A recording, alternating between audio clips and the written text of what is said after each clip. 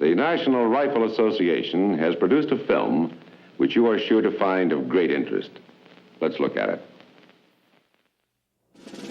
It was the morning of April 20th, 1999, and it was pretty much like any other morning in America. The farmer did his chores. The milkman made his deliveries. The president bombed another country whose name we couldn't pronounce. Out in Fargo, North Dakota, Carrie McWilliams went on his morning walk. Back in Michigan, Mrs. Hughes welcomed her students for another day of school. And out in the little town in Colorado, two boys went bowling at 6 in the morning. Yes, it was a typical day in the United States of America.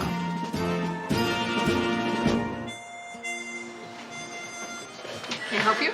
Yeah, I'm here to open up an account. Okay, what type of account would you like? I want the account where I can get the free gun. Okay. I'd spotted an ad in the local Michigan paper that said if you opened an account at North Country Bank, the bank would give you a gun. You do a CD and we'll hand you a gun. We have a whole brochure here that you can look at. Okay. Once we do the background check and everything, it's yours to go. Okay.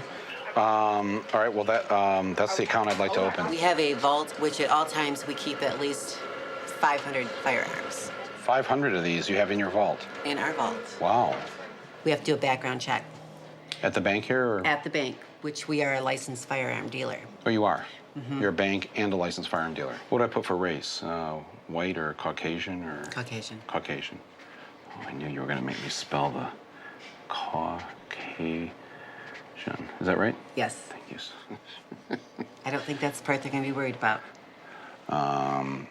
Have you ever been adjudicated mentally defective, or have you ever been committed to a mental institution? Oh, I've never been committed to a mental institution. What does that mean? Have I ever been adjudicated mentally defective? Would be something involved with a crime. Oh, with a crime. Oh, okay. So if I'm just normally mentally defective, but not criminal. Exactly. There you go, Mike. Okay, thank you very much. Wow. I have one personally. That's a nice section. It is, and it's you got one straight shooter. It's a straight shooter, let me tell you. Wow. Sweet. Well, here's my first question. Do you think it's a little dangerous handing out guns in a bank?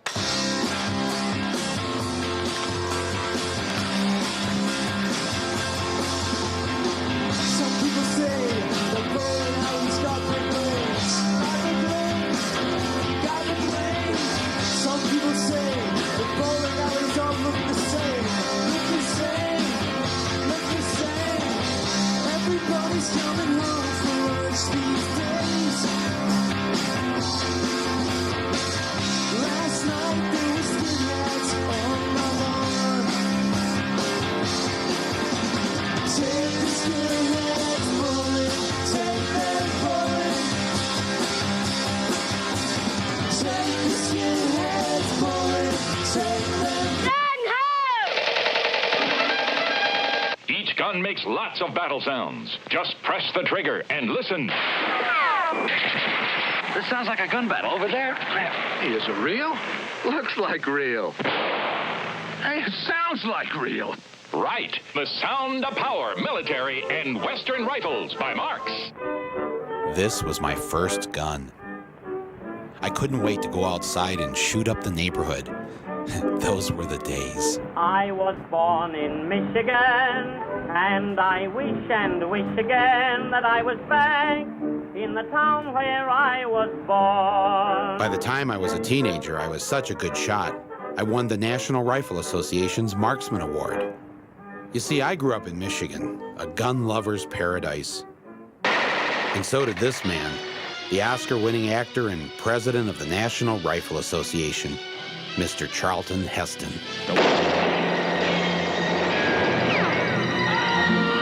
We come from a state where everyone loves to go hunting.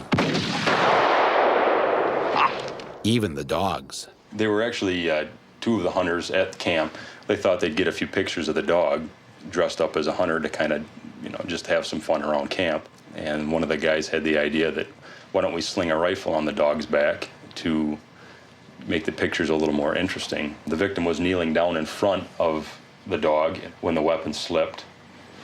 The one round went through the victim's shin, the right part of his shin, and came out through the back of his calf. Was the dog held at all for any period of time by the police? No, it wasn't. No. In Michigan, law basically states that people can commit crimes, that animals aren't some form of, whatever that could commit a crime. An animal cannot commit a crime or be charged with a crime in the state. Exactly. Is it possible that the dog, knew what it was doing? That I don't know. I really wouldn't be able to tell you that. Oh, the dog was cute dressed up as a hunter. There's no doubt about it. I mean, it was a funny picture. To look at it was kind of neat. Yep. This was the kind of place I was from. A box of 270s. There you go. Perfect. Whoa. Sorry about that. Sorry. Sorry, didn't discharge. You don't need no gun control. You know what you need? We need some bullet control. We need to control the bullets. That's right. I think all bullets should cost $5,000. $5,000 for a bullet. You know why? Because if a bullet costs $5,000, there'll be no more innocent bystanders. Yeah, every time somebody gets shot, they'll be like, "Dad, he must have did something." Shit, they put $50,000 worth of bullets in his head. And people will think before they kill somebody if a bullet costs $5,000. Man, I would blow your fucking head off if I could afford it. I'm gonna get me another job, I'm gonna start saving some money, and you a dead man. You better hope I can't get no bullets on layaway. Not far from where Charlton Heston and I grew up is a training ground for the Michigan militia. Why do you use the bowling pins? From self-defense or whatever tactical standpoint, it's a small target that closely represents the vitals on a human being should you ever have to shoot at one.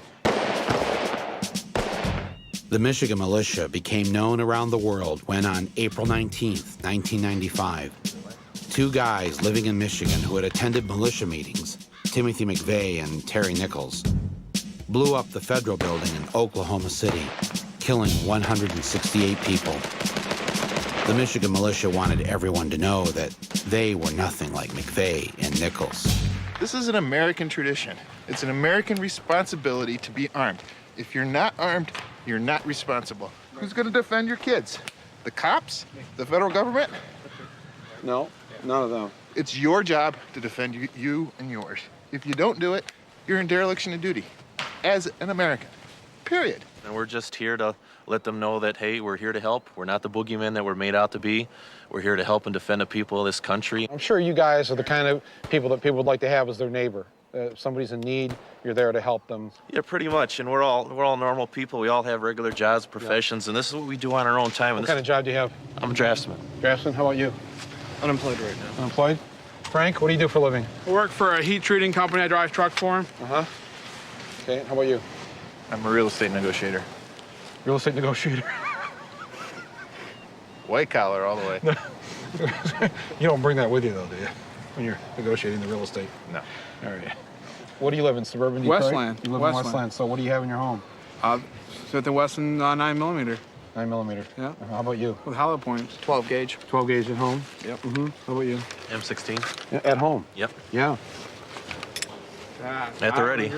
Huh? I don't agree with that because you worry about where your rounds are going. Do you have frangibles in it? I know where they're going to go when I aim and shoot. Whose idea was the calendar? Well, that would probably be Kristen. Picture's worth 1,000 words. I mean, it's not. It demonstrates a level of sophistication that you wouldn't expect out of militia. B, we're people too. Right. And we have a lot of fun with it. Right. It was a fundraiser. It showed that we're not so serious. We're not these conspiracy nuts who wouldn't want our pictures get out.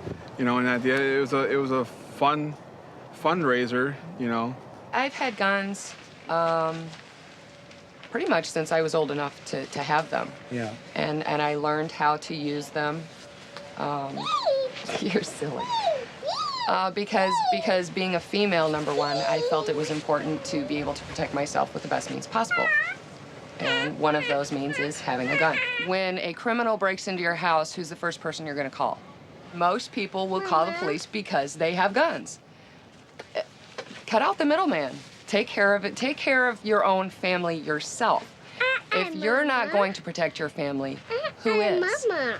We're not racist. We're not extremists. We're not fundamentalists. We're not terrorists or militants or none of other such nonsense. We're citizens.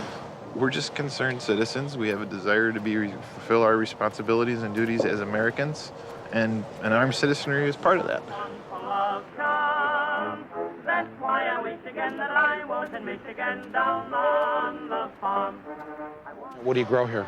Well, right now there's tofu beans there, soybeans. Tofu, soybeans. You're a tofu farmer. Yeah, food farmer.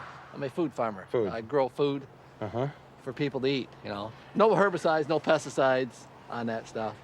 Right. You know, so. All natural. Right. Yeah, better. Certified organic. Healthier. Yeah. Basically, yeah. This is James Nichols, the brother of Terry Nichols.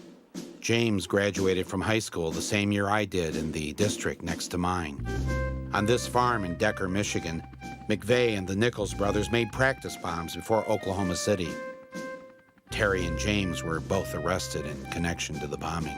U.S. attorneys formally linked the Nichols brothers of Michigan with Oklahoma bomb suspect Timothy McVeigh. Officials charged James, who was at the hearing, and Terry, who was not, with conspiring to make and possess small bombs. Terry Nichols was convicted and received a life sentence. Timothy McVeigh was executed. But the feds didn't have the goods on James, so the charges were dropped. I'm just glad to be out and free so I can get on with my life. Did Timothy McVeigh ever stay here? Yes, yes. He stayed here several times for the longest period, about 3 months or so, I don't know. But he was a nice guy. Decent guy? Oh, yeah. So they didn't find anything on this farm? As to what? Bomb-making material? Any kind of explosives?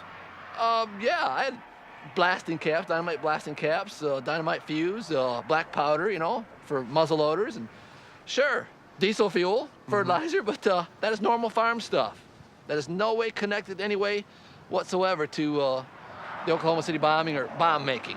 Them people, law enforcement, if you want to call them that, were here and they were shaking in their shoes. They were physically shaking, scared to death. Of? Because they thought this was going to be another Waco. Because certain people,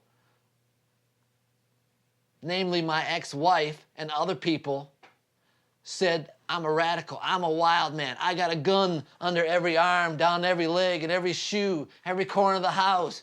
You say anything to me, I'll shoot you.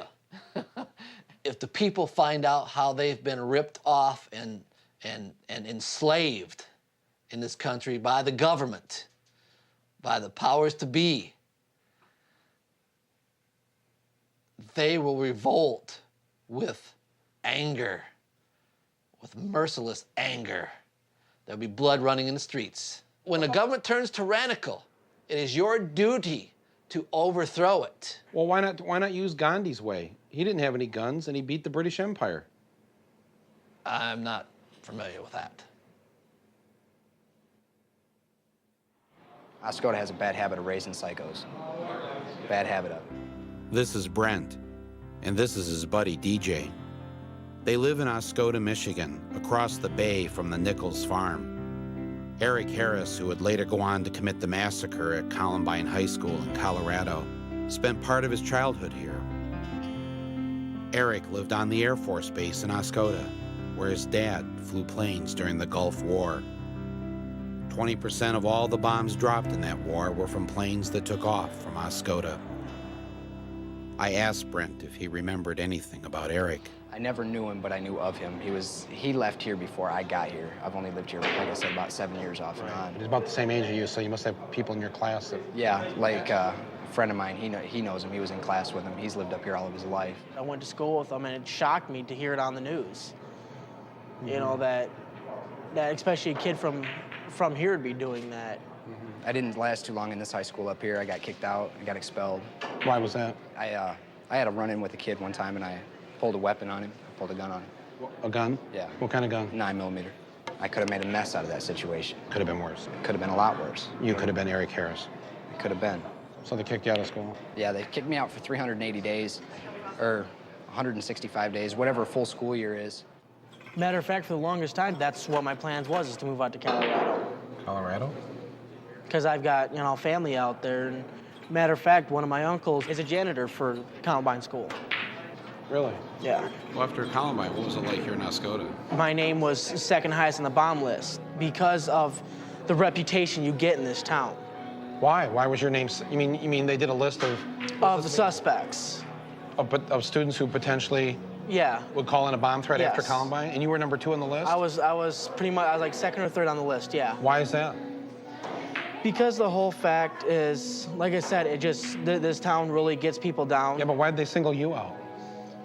Because I was a troubled kid, and you know. Were you in trouble in school? Oh yeah. But why did they put you number 2 on their list after Columbine of the students that could be a threat? There must be a reason. Well, okay. The thing is I have a thing, it's called the Anarchist Cookbook. It shows you how to make bombs and stuff like that in it. If there's anything that went wrong, they're gonna come to me first, and I don't need that. Just because you owned a copy of the book? Just because I own a copy. Never made a bomb yourself? Nope. Oh, as in like, oh, I've made them. It was nothing big. It wasn't even as big as a pipe bomb. It just, you know, like something, make it like a little tennis ball bomb or something like that. Out of the Anarchist Cookbook, the latest thing I built, I think would have to be, I think I made it like about a good 5-gallon drum of napalm. You know, homemade napalm. Kids knew that you were doing this? Yeah. So you were number 2 then on the list? Right. Who was number 1? I don't know. They never told me that name, which kind of made me mad. Because you didn't make it to number 1? Because I didn't make it to number 1. I know it's kind of silly, but, you know, I guess it'd have been kind of like an ego thing there, you know, knowing that I was number 1 at something in Oscoda, even though if it was the bomb threat list. Do you believe it was right to blow up the building in Oklahoma City? I'm not saying they did it. I'm just saying, was it right? Why was it blown up? That's a good question. Why was that building blown up? And who blew it up? But if someone did it, it would be wrong. Yeah. It is wrong to take the lives of those people. Yeah. I used the pen because the pen is mightier than the sword. But you always must keep a sword handy for when the pen fails. I sleep with a .44 Magnum under my pillow. Come on. That's what everyone says. Is that true? It's true. If we were to go and the whole world knows that. If we were to go and look under your pillow right now, would we see a .44 Magnum? Yeah. Honestly? Would you take us and show us right now? He took me into his bedroom, but told the cameraman to stay out. Sure enough, there was a .44 Magnum under his pillow. There it is, okay. Is it loaded? Okay, I believe you. Don't do that. No, don't do that. You put the gun to your head. Jeez. I'm not gonna get hurt. This thing is loaded. It's loaded, it's safe. You've got to pull the trigger or pull the hammer and shoot it. Put the hammer back. No one has a right to tell me that I can't have it. That is protected under our Constitution. Where does it say a handgun is protected? No, gun. We should, every citizen. It doesn't say gun. It says arms. What is arms? It could be a nuclear weapon. That's right. It could be a nuclear weapon. Do you think you should have the right to have weapons-grade plutonium here on the farm? We should be able to have anything. Should you have weapons-grade plutonium? I don't want it. But should you have the right to have it if you did want it? That should be restricted. Oh, so you do believe in some restrictions? Well, there's wackos out there. Happiness is a warm gun. The town of Virgin, Utah has passed a law requiring all residents to own guns.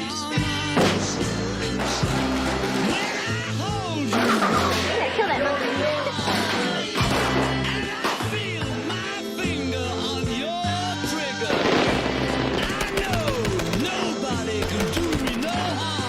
Kerry McWilliams proudly displays the target he used to pass his shooting test. But the thing is, he can't see it. He's blind. Kerry has had a love affair with guns since he first got his hands on an M16 as a teenager. I'm actually most comfortable with assault rifles.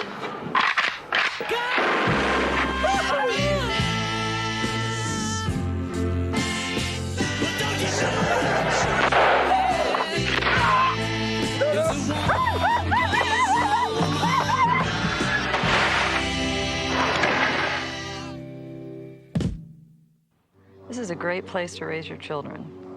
Really great place to raise your kids. Very close-knit community we have here. Everybody looks out for everybody. Good people. Good people. This just happens to be a place where two young men made very bad, very wrong decisions, and there has been international notoriety as a result of it.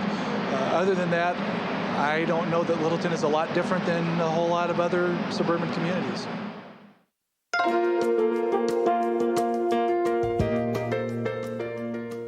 Good morning, Mr. Edwards, members of the board. I'd like to report that I found the perfect location for our new corporate office, South Metro Denver. You can see, I don't need these, because South Metro Denver has about the same amount of sunshine and precipitation as Southern California. It's so incredible. You're just going to have to see it for yourselves.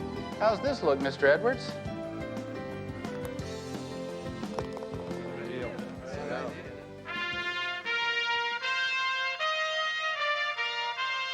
We're south of Denver in a community called Littleton.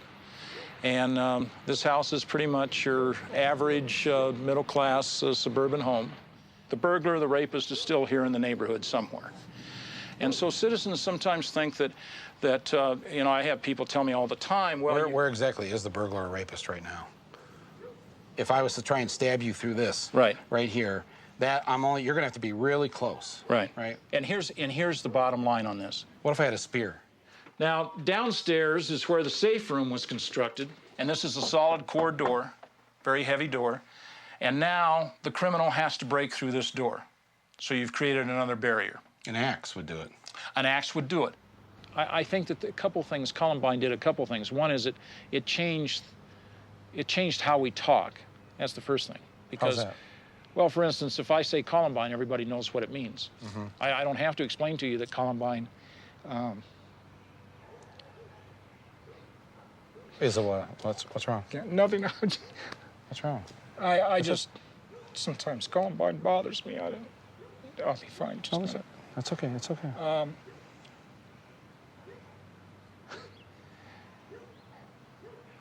There's something overwhelming about that kind of viciousness, that kind of predatory action, that kind of indiscriminate killing.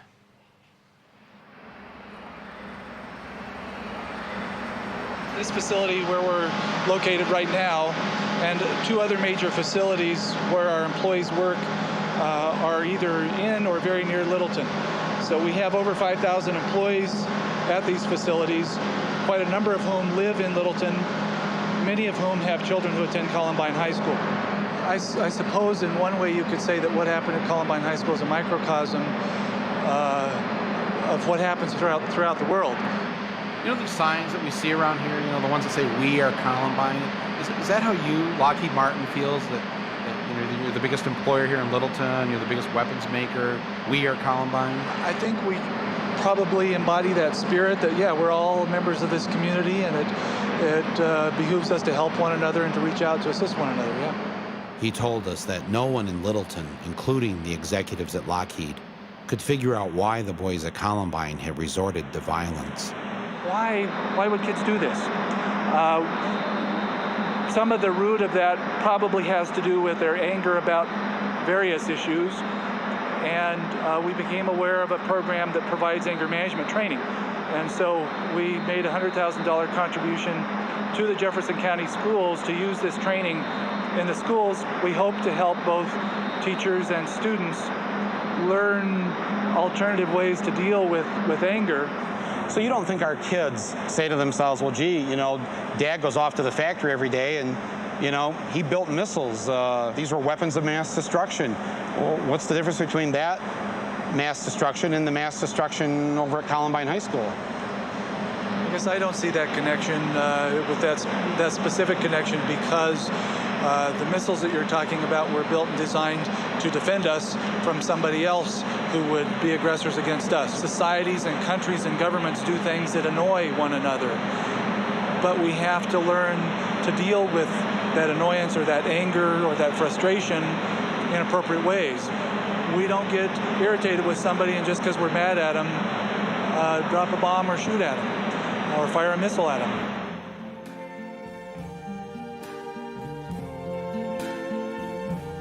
I see trees of green, red roses too. I see them bloom for me and you, and I think to myself,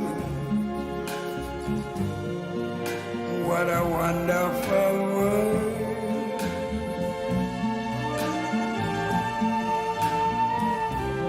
I see skies of blue and clouds of white, the bright blessed day, the dark sacred night, and I think to myself, what a wonderful world.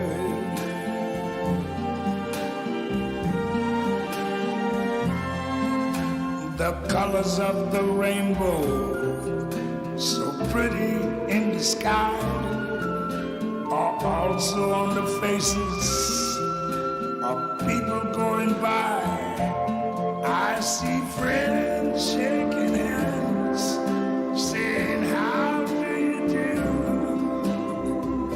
They're really saying, I love you. I hear babies cry, I watch them grow. They'll learn much more than I ever knew. And I think to myself, what a wonderful world.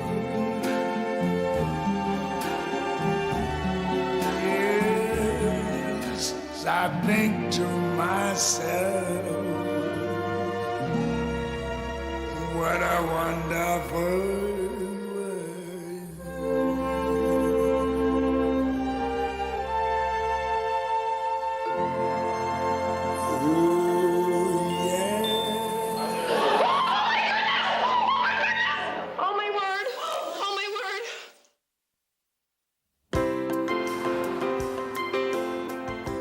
South of Denver and Littleton, on the grounds of the U.S. Air Force Academy, there sits an actual B-52 bomber. The plaque underneath it proudly proclaims that this plane killed Vietnamese people on Christmas Eve, 1972. It was the largest bombing campaign of the Vietnam War. Just outside Denver is Rocky Flats, the largest plutonium weapons-making factory in the world, and now a massive radioactive dump. A few miles away, buried inside a mountain, is NORAD, which oversees our nuclear missiles, many of which dot the Colorado landscape. And once a month, Lockheed transports one of its rockets with its Pentagon payload through the streets of Littleton, passing nearby Columbine High School on its way to an Air Force base on the other side of Denver. The rockets are transported in the middle of the night, while the children of Columbine are asleep.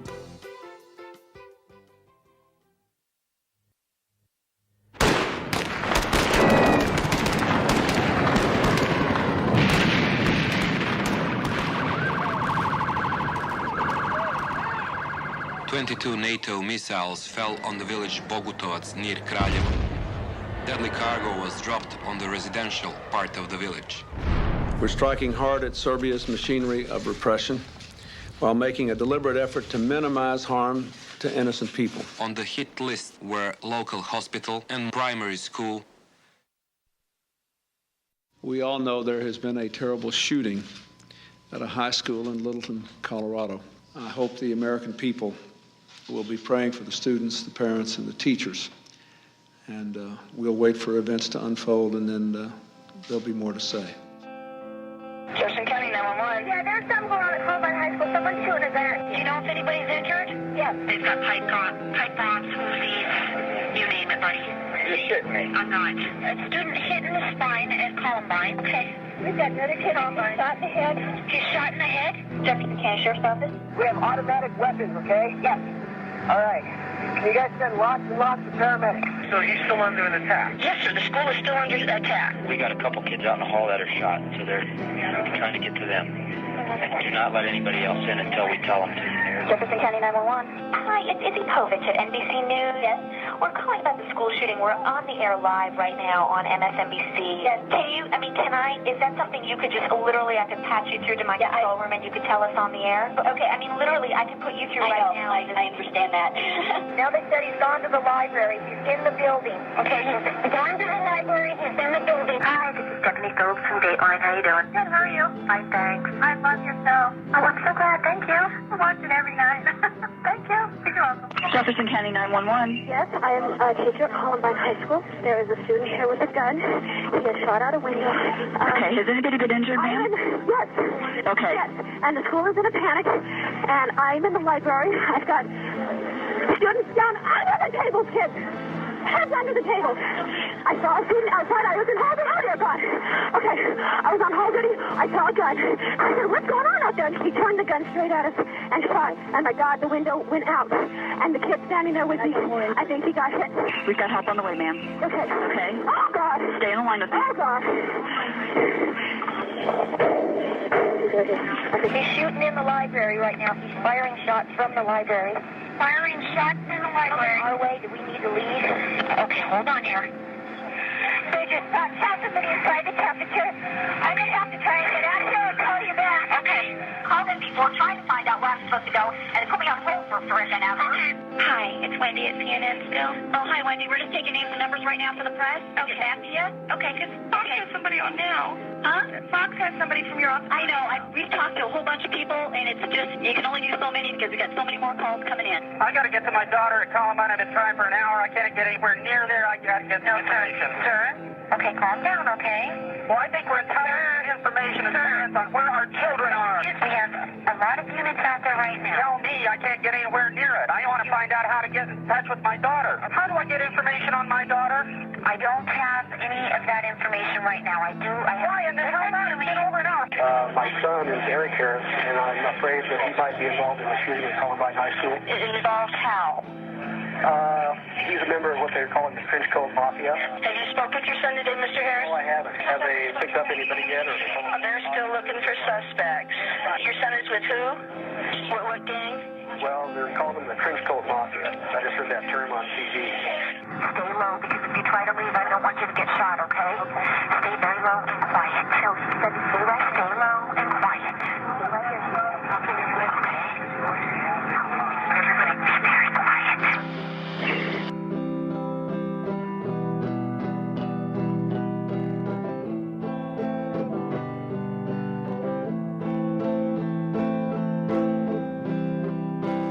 When the shooting was over, Eric Harris and Dylan Klebold had killed 12 students and 1 teacher.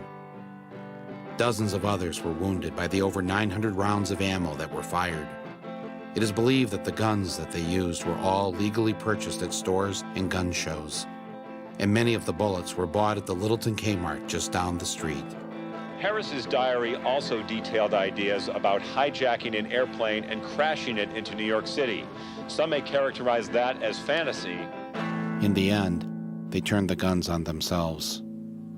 And then he came into the library, shot everybody around me, then put a gun to my head and asked if we all wanted to die. And we started hearing shots in the hall, and then they came in and they all told us to get under the desk, and we all got under the desk, and then they just started coming in the library and opening fire, and I just started screaming and crying and telling them not to shoot me. And so we shot the girl. She shot her in the head in front of me, and he shot the black kid because he was black. I have only 5 words for you. From my cold, dead hands. Just 10 days after the Columbine killings, despite the pleas of a community in mourning, Charlton Heston came to Denver and held a large pro-gun rally for the National Rifle Association. Good morning. Thank you all for coming, and thank you for supporting your organization. I also want to applaud your courage in coming here today. I have a message from the mayor, Mr. Wellington Webb, the mayor of Denver. He sent me this, and it says, "Don't come here. We don't want you here." I say to the mayor, this is our country.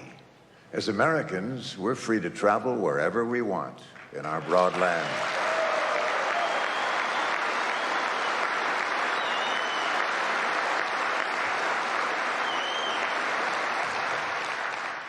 Don't come here. We're already here.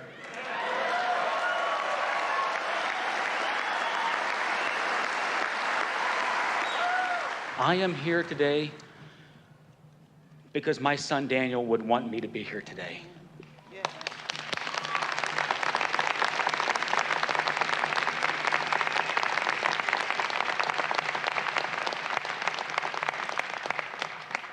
If my son Daniel was not one of the victims, he would be here with me today.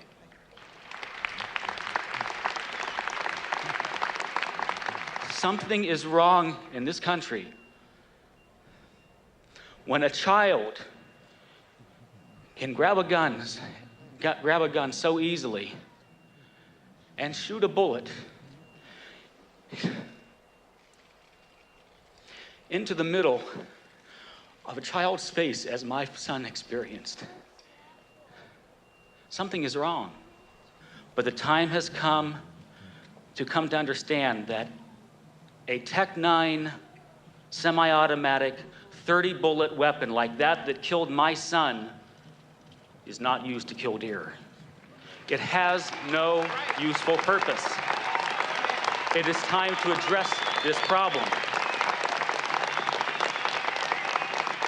We have work to do, hearts to heal, evil to defeat, and a country to unite. We may have differences, yes, and we will again suffer tragedy almost beyond description.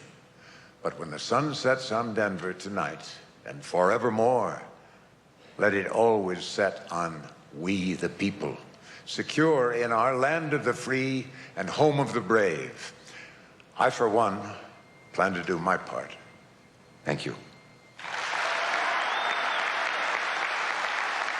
Well, like when they had their convention in Colorado a week or whatever, a month after Columbine, yeah, that was just stupid. Just don't do that. I mean, of course you have the right to, but what are you doing, you know? That's just upsetting a whole city full of people. Why would you do that? This is Matt Stone.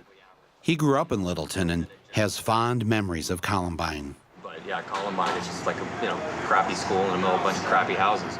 Matt and his friend Trey Parker found a way to take out their anger of being different in Littleton and turn it not into carnage, but into a cartoon. Just another Sunday morning in my quiet mountain town. You can see your breath hanging in the air. You see homeless people, but you just don't care. It's a sea of smiles in which we'd be glad to drown. It's Sunday morning in our quiet little white bread redneck mountain town.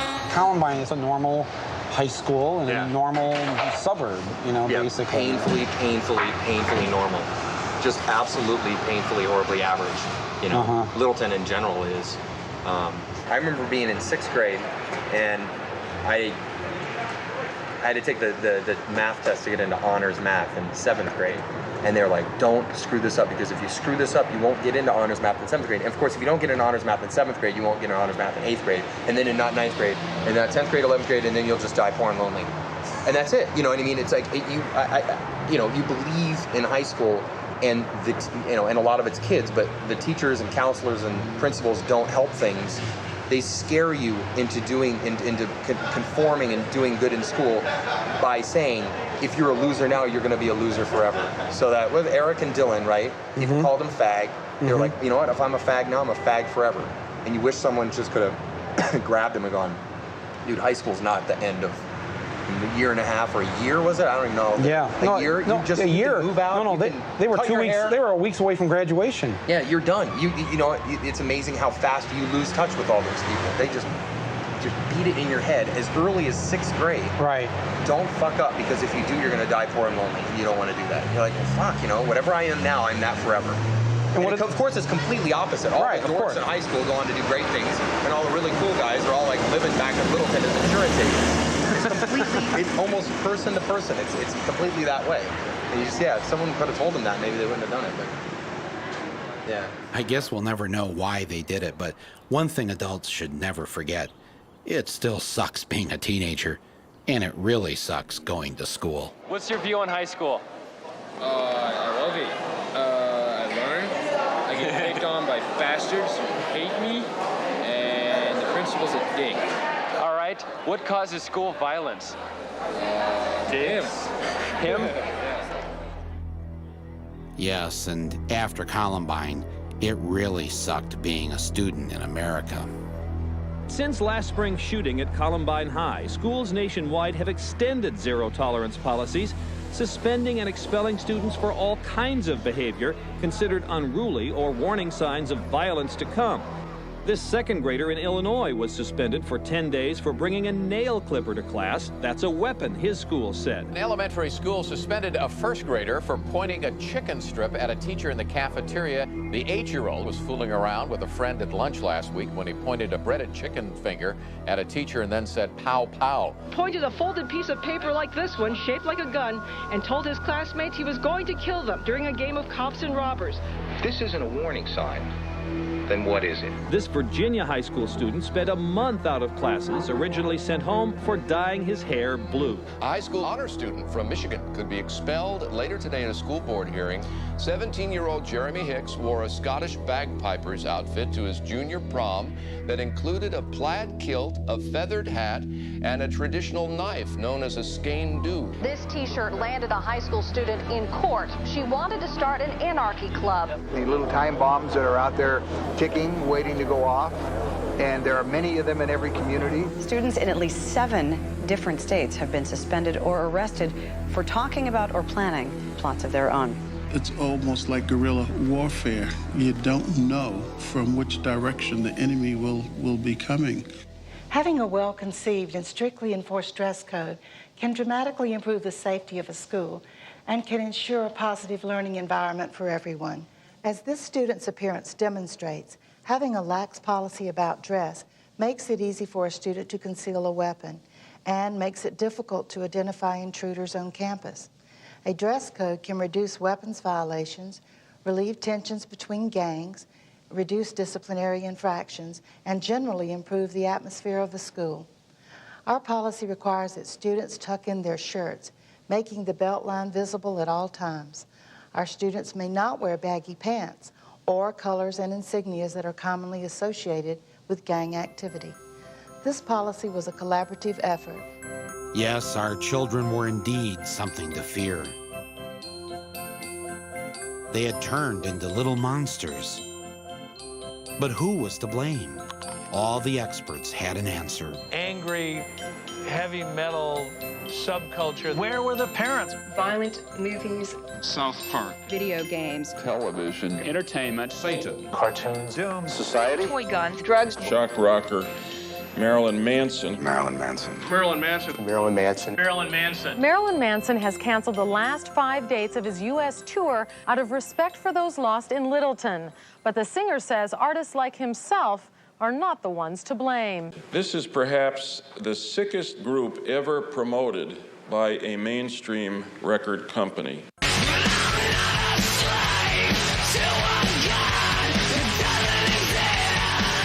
After Columbine, it seemed that the entire focus on why the shootings occurred was because the killers listened to Marilyn Manson. 2 years after Columbine, Manson finally returned to Denver. The Ozfest at Mile High Stadium brings shock rocker Marilyn Manson to Denver tomorrow. There were protests from the religious right. But I thought I'd go and talk with him myself. When I was a kid growing up, music was the escape. That's the only thing that had no judgments. You know, you put on a record and it's not going to yell at you for dressing the way you do. It's going to make you feel better about it. Mm-hmm. Some will be so brash to ask if we believe that all who hear Manson tomorrow night will go out and commit violent acts. The answer is no. But does everybody who watches a Lexus ad go and buy a Lexus? No, but a few do. I definitely can see why they would pick me, because I think it's easy to throw my face on a TV, because I'm, in the end, sort of a poster boy for fear, because I represent what everyone's afraid of, because I do and say what I want. If Marilyn Manson can walk into our town and promote hate, violence, suicide, death, drug use, and Columbine-like behavior, I can say, not without a fight you can't. The two byproducts of that whole tragedy were violence and entertainment and gun control. And how perfect that was the two things that we were going to talk about with the upcoming election. And also then we forgot about Monica Lewinsky, and we forgot about the president was shooting bombs overseas, yet I'm a bad guy because I've sang some rock and roll songs. And who's a bigger influence, the president or Marilyn Manson? Do you know, I'd like to think me, but I'm going to go with the president. Do you know that the day that Columbine happened, the United States dropped more bombs on Kosovo than any other time during that war? I do know that, and I think that that's really ironic, you know, that nobody said, well, maybe the president had an influence on this violent behavior. No, because that's not the way the media wants to take it and spin and turn it into fear, because then you're watching television, you're watching the news, you're being pumped full of fear. There's floods, there's AIDS, there's murder, cut to commercial. Buy the Acura, buy the Colgate. If you have bad breath, they're not going to talk to you. If you got pimples, the girl's not going to fuck you. And it's just this, it's a campaign of fear and consumption. And that's what I think that it's all based on, is the whole idea that keep everyone afraid and they'll consume. Mm-hmm. And that's really as simple as it can be boiled down to. Right. If you were to talk directly to the kids at Columbine or the people in that community, what would you say to them if they were here right now? I wouldn't say a single word to them. I would listen to what they have to say, and that's what no one did. I'm Nicole Schlief. And I'm Amanda Lamontagne. And you went to Columbine? Yes. Uh-huh. And you were with Eric and Dylan? In their class? Yeah, we were in their bowling class. You were in their bowling class? Yes. What's bowling class? It's just an elective you can take for a gym credit. Where's the educational value of this? I guess there isn't really any.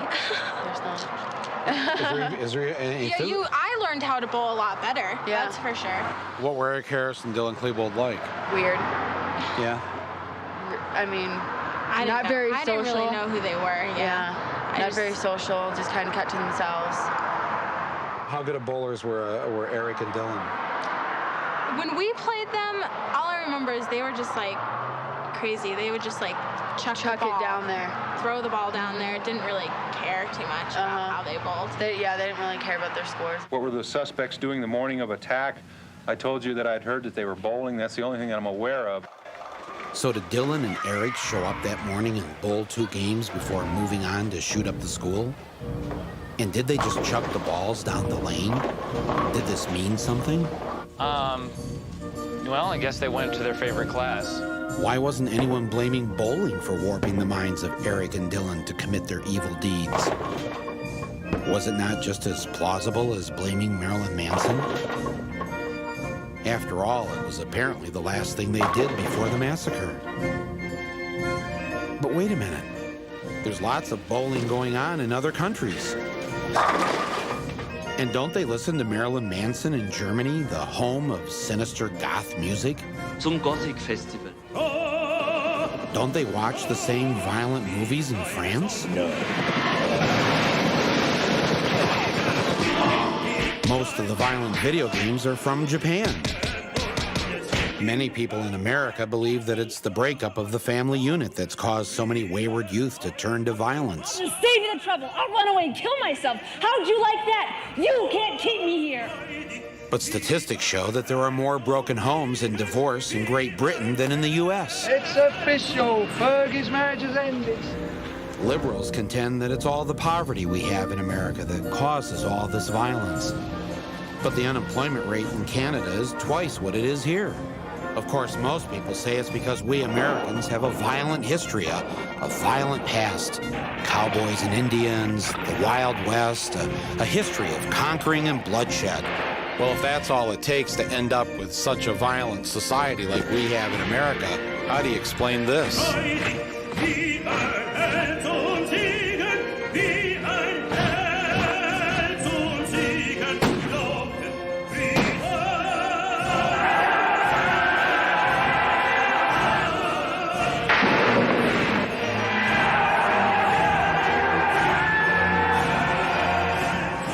Yet in spite of all this, how many people are killed by guns each year? In Germany, 381. In France, 255. In Canada, 165. In the United Kingdom, 68. In Australia, 65. In Japan, 39. In the United States, 11,127. But that to me brings up an important question. Then what is so different about Americans? Are we homicidal in nature? Because in Europe, in Australia, most other free world countries, they don't have this. They don't have people who snap and go on murderous rampages. Well, no, they're just like us. I mean, they have the occasional person that snaps and kills a lot of people. Or how about a British soccer riot? Those aren't Quakers there. Every time that I bring up comparisons with other free world countries, what I hear is, oh, our culture is so different. We're so different. And as you said, they have violent video games. They have violent movies. They have alienated youth. They, like us, don't have prayer in schools. What is so radically different? What is it about us? What is it? What is it? What is it? What is it? I don't know. Now it's time for a brief history of the United States of America. Hi, boys and girls, ready to get started? Once upon a time, there were these people in Europe called pilgrims, and they were afraid of being persecuted. So they all got in a boat and sailed to the New World where they wouldn't have to be scared ever again. Oh, I'm so relaxed. I feel so much safer. But as soon as they arrived, they were greeted by savages, and they got scared all over again. Indians! So they killed them all. Now, you'd think wiping out a race of people would calm them down, but no. Instead, they started getting frightened of each other. Witch! So they burned witches. In 1775, they started killing the British so they could be free. And it worked, but they still didn't feel safe. So they passed a Second Amendment which said every white man could keep his gun. I loves my gun. Loves my gun. Which brings us to the genius idea of slavery. You see, boys and girls, the white people back then were also afraid of doing any work. So they went to Africa, kidnapped thousands of black people, brought them back to America, and forced them to work very hard for no money. And I don't mean no money like I work at Walmart and make no money. I mean $0. Nothing. Not a zip. Doing it that way made the USA the richest country in the world. So did having all that money and free help calm the white people down? No way. They got even more afraid. That's because after 200 years of slavery, the black people now outnumbered the white people in many parts of the South. Well, you can pretty much guess what came next. The slaves started rebelling. There were uprisings, and old master's heads got chopped off. And when white people heard of this, they were freaking out and going, I want to live. Don't kill me, big black man. Well, just in the nick of time came Samuel Colt, who in 1836 invented the first weapon ever that could be fired over and over without having to reload. And all the Southern whites were like, yeah! But it was too late. The North soon won the Civil War and the slaves were freed. Yep, they were free now to go chop all the old master's heads off. And everybody was like, oh no, we're gonna die. But the freed slaves took no revenge. They just wanted to live in peace. But you couldn't convince the white people of this. So they formed the Ku Klux Klan. And in 1871, the same year the Klan became an illegal terrorist organization, another group was founded, the National Rifle Association. Soon politicians passed one of the first gun laws, making it illegal for any black person to own one. It was a great year for America, the KKK and the NRA. Of course, they had nothing to do with each other, and this was just a coincidence. One group legally promoted responsible gun ownership, and the other group shot and lynched black people. And that's the way it was all the way to 1955, when a black woman broke the law by refusing to move to the back of the bus. White people just couldn't believe it. Huh? Well, I won't say move. What's going on? Man, all hell broke loose. Black people everywhere started demanding their rights, and white people had a major freaky fear meltdown. And they were all like, run away! Run away! And they did. They all ran fleeing to the suburbs where it was all white and safe and clean. And they went out and bought $250 million guns and put locks on the doors, alarms in the houses, and gates around the neighborhoods. And finally, they were all safe and secure and snug as a bug.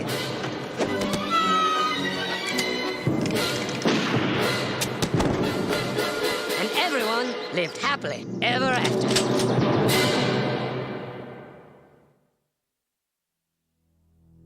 Or did they?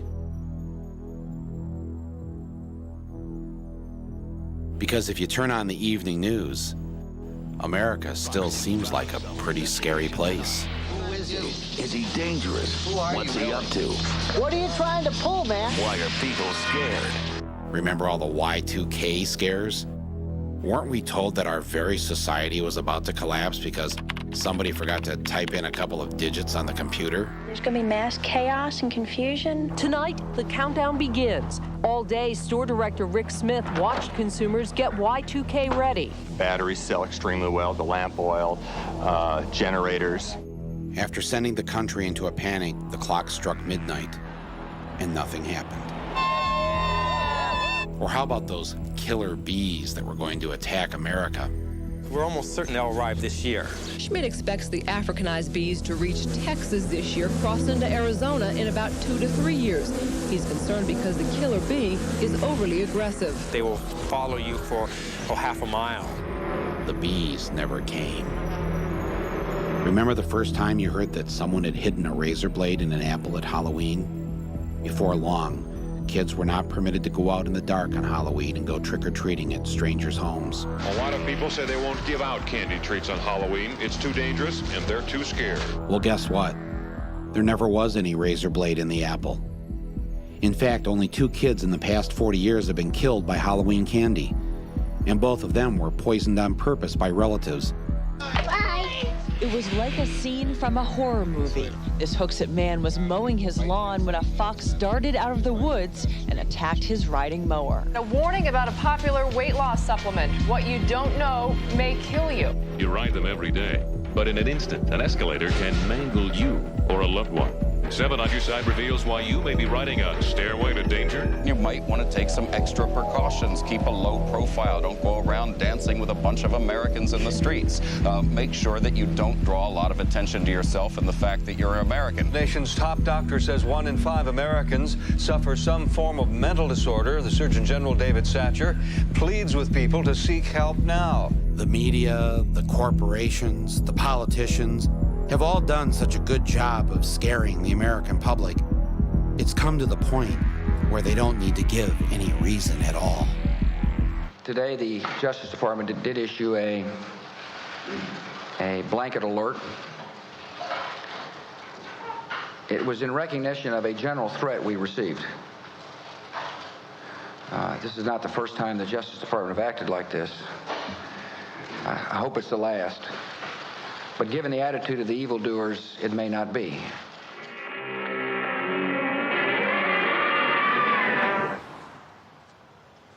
I just love these boulevards down here, though. Yeah. You don't get this in most of LA. How come whenever I'm out here, gone. though, I turn on the 11 o'clock news and, I hear, tonight in South Central, drive-by shooting, or tonight in South Central, this, that, or whatever. Right. They're not making that up, are they? No, they're not making it up, but they're choosing what they're covering.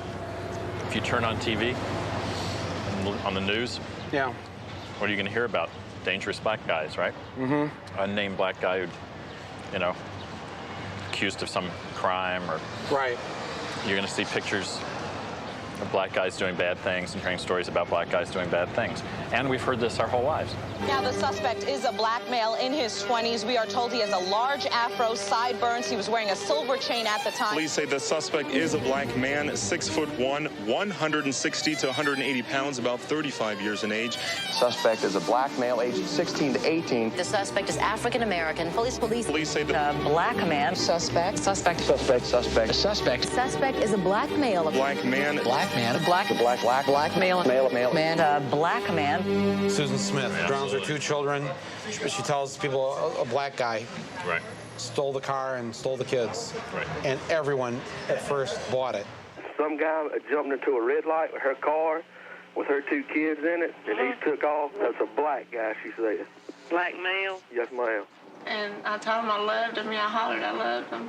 And it's just a tragedy. The anonymous, urban, which means usually black, male, comes by and does this is the excuse for all kinds of things. Charles Stewart, the lawyer in Boston. Right, exactly. Kills his pregnant wife, says a black guy did it. Right. Everybody buys it. The suspect described as a black male about 6 feet tall. Chuck and Carol Stewart were robbed at gunpoint as they left a Lamaze class. It seemed the ultimate urban nightmare. You know, the thing I love about this country of mine is that whether you're a psychotic killer or running for president of the United States, the one thing you can always count on is white America's fear of the black man. We've heard the stories on the news and in the papers, and they have killed people.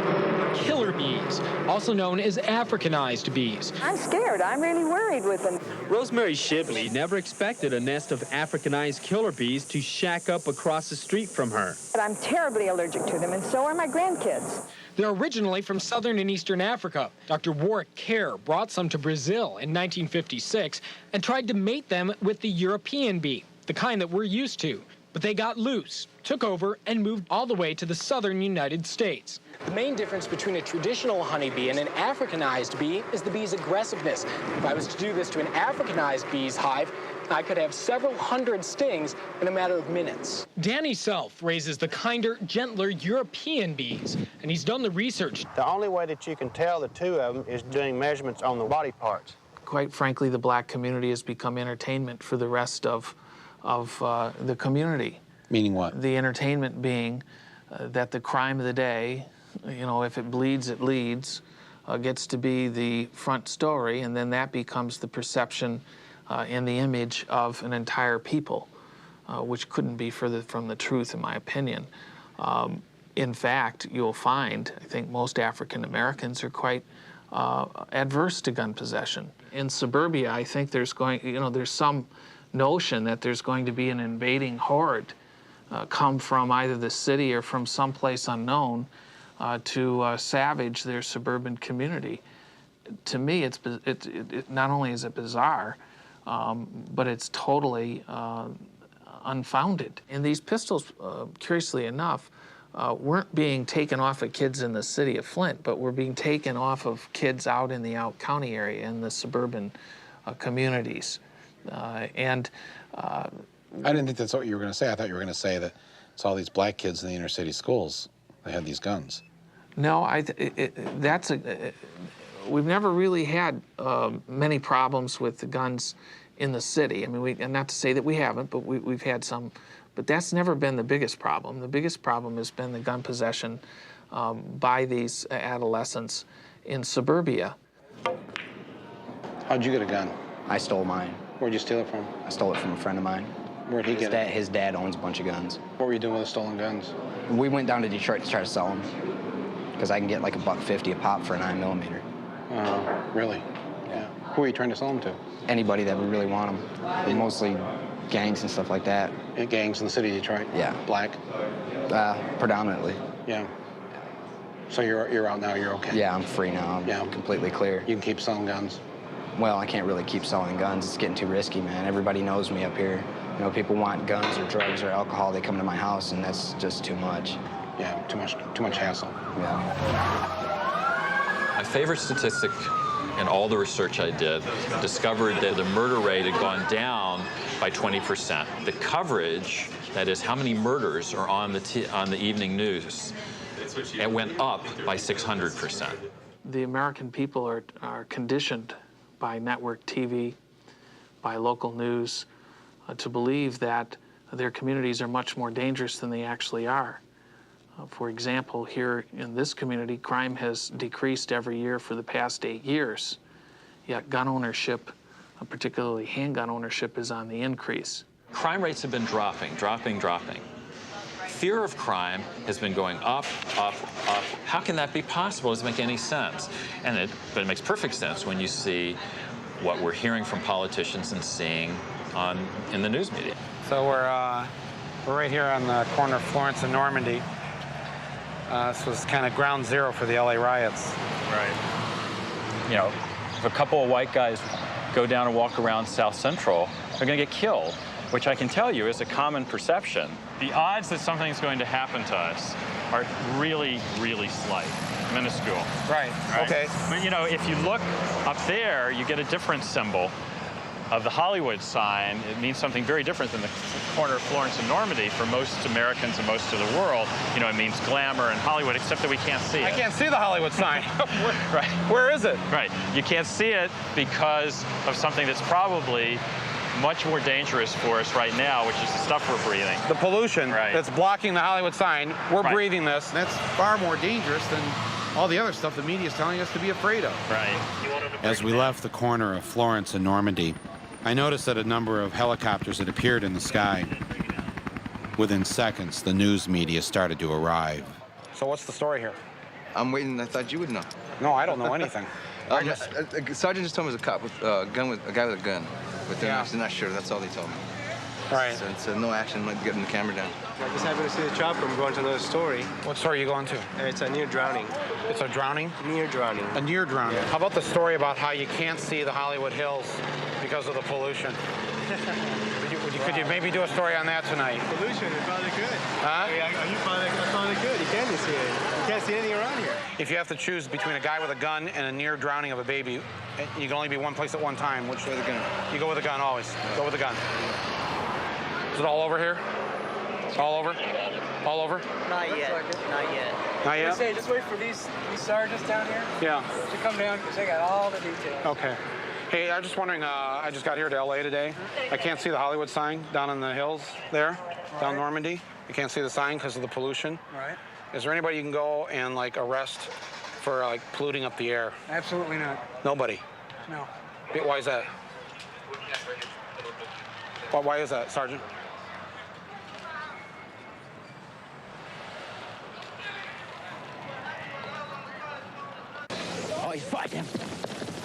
For over a decade, there has been one show on American television that has consistently brought black and white people together in an effort to reduce our fears and celebrate our diversity. That show is Cops.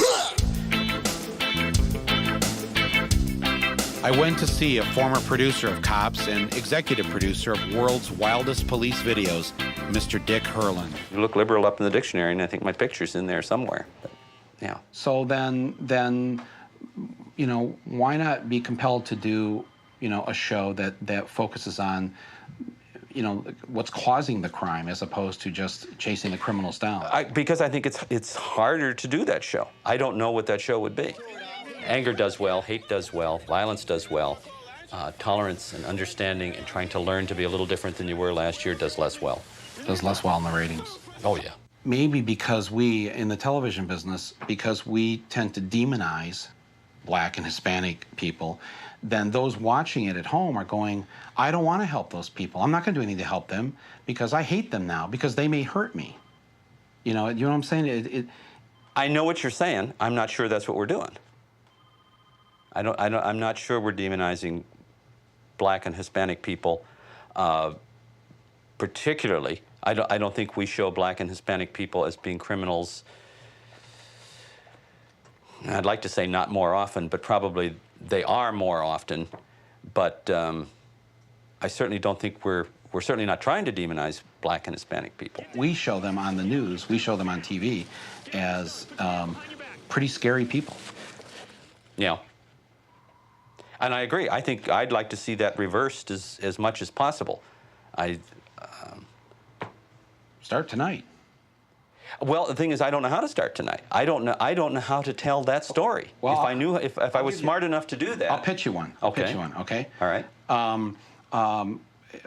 Do a show called not Cops, but Corporate Cops. Oh, corporation man, hey, corporate man, we're coming out to get you, better run while you can. We're coming out to get you, better run while you can. I love the idea. I don't think it would make very interesting reality TV unless we can get those people to get in their SUVs and drive really fast down the road away from the police. But I'm telling you, everyone in America who's got just your basic everyday, job is going to love watching the boss being chased down the street with his shirt off thrown to the ground and a knee to the neck. I'm telling you, that is going to get ratings. I'm with you. And if I can find a police outfit that would prosecute corporate criminals appropriately and would go after them appropriately. In other words, what you do to a man who's just stolen a lady's purse with $85 to it, then you need to do an appropriate response to a man who's just stolen $85 million from indigent people. Then, boy, we're going to be out there filming that. But as a matter of fact, when police go after the guy who's just stolen $85 million, they treat him like he was a member of the city council, as he may or may not be, and it's not exciting television. If you could get that guy to take his shirt off, right, yeah, and throw his cellular phone at the police as they come through the door, try to jump out that window, then we'd have a show. You watch violence on TV in a place like Canada, and you know it's not happening next door. You watch it here, and you know it is happening next door. Right. I think that's. I don't know what the difference is, but there's a big difference. Yeah, why isn't it? Why isn't it happening in Canada? Why aren't there, 10,000 murders a year? I don't know, but I want to go to Canada to retire or something, because it sounds like where we want to be. I'd like to find out what that difference is, wouldn't you? Yeah, I'm trying to find out.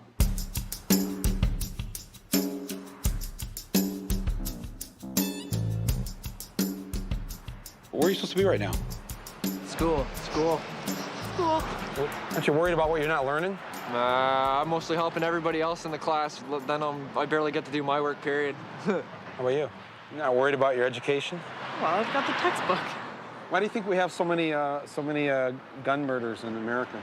I have no idea. People must hate each other or something. Oh, you mean Canadians don't hate each other? Well, we do, but we don't go to the point of shooting somebody just to get revenge. What do you do? I don't know. Tease them, maybe. Make fun of them, ridicule them. Throw eggs at them. Eggs. How many gun murders in Sarnia this year? None. Last year? I believe we had one at the time. Year before that? I can't recall what we had in the way of... Maybe one in the last 3 years? Probably, yes. Mm-hmm. Very low for the city. Mm-hmm. Well, of course, there's no murders here because there's only 70,000 people, and it's the kissing capital of the world. So I went down the river to another Canadian city that was 5 times as large as Sarnia, Windsor, Ontario, just across the river from Detroit. I was sure there'd be more murders in Windsor.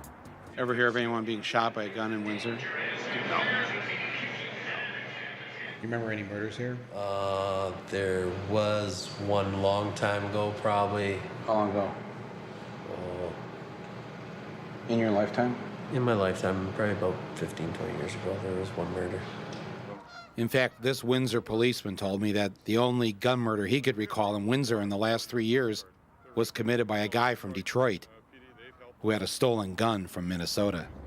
With nearly 400,000 people in the Windsor area, there were simply no Canadians shooting other Canadians. I thought it might be time for some fun facts about Canada. I hit the streets of New York to find out what the average American thought about our friendly neighbor to the north. Canadians don't watch as much violent movies as Americans do.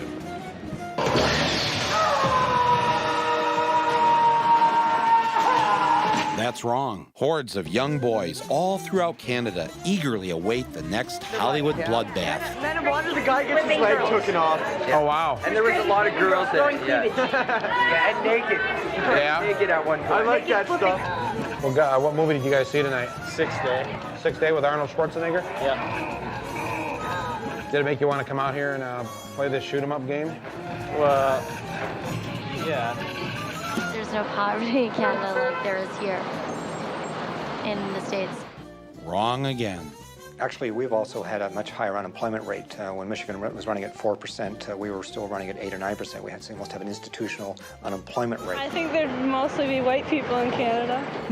That's strange. Because when I'm in Canada, I see black people everywhere. And yellow people and brown people, and 13% of the country is non-white. So the Canadians are pretty much just like us. And the reason that they have so few murders has to be because they've got so few guns.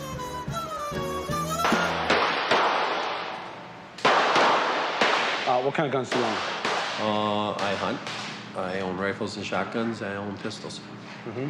So how many guns total? Probably about 7. 7 guns? Yeah. You have a gun? I have a few guns. Really? How many guns do you have? Half a dozen. You could name how many people right now that own guns that you know? 2, 3, a dozen? More than that. Well, there's a tremendous amount of gun ownership, being the nature of the country that we are. We're a large country geographically. We grew up with hunting and fishing being a tradition. In Canada, with a population of just around about 30 million, there's about 10 million families, and the best estimate is somewhere in the region of 7 million guns. Wow. Canada was one gun-loving, gun-toting, gun-crazy country. Where can I get a gun? I can buy a gun uptown anytime I want it. I see you're a Glock owner. Where can I get a Glock in Canada? Most gun stores will sell them to you if you have the proper permits and stuff. In fact, despite all their tough gun laws, take a look at what I, a foreign citizen, was able to do at the local Canadian Walmart. All right, where's the ammunition at? Where's the ammunition? Yeah. Back here. What kind are you looking for? You know, like bullets. That's right. I could buy as much live ammunition as I wanted to in Canada. You take American? Do you lock your doors? No. Are you afraid of anything? Not only, no. Do you lock your doors at night? Nope. You don't lock your doors? Well, are you afraid of anything? Not really. Have you ever been broken into? Yes, I have. What happened? They broke into my home. I wasn't there. They broke in, they stole some booze, some cigarettes, and they left. So I figured it must have been some teenagers out there have a little bit of fun, and that's all they took, though. Just some booze and some cigarettes. Have you ever been a victim of crime? Yes. What kind of crime? I've had people walk in while I've been sleeping and vandalize my home and steal from me. And Dad didn't want to make you lock your doors at night? Nope. Nope. As an American with 3 locks on his doors, I found this all a bit confusing. Even here in Toronto, a city of millions, people just didn't lock their doors. So you don't lock your doors, but we Americans do. Why is that? You must be afraid of your neighbor. You ever leave your doors unlocked at home? Yeah, you do? Sure. Where do you live? Right around here. Toronto? Right around here. You leave your doors unlocked? Yeah. You think, as Americans, that the lock is keeping people out of your place. We as Canadians see it more as when we lock the door, we're imprisoning ourselves inside. You don't want to do that? Not really, no. We don't want to, no. I decided to go unannounced to a neighborhood in Toronto to see if this unlocked door thing was true. Oh, hi. Sorry, just checking.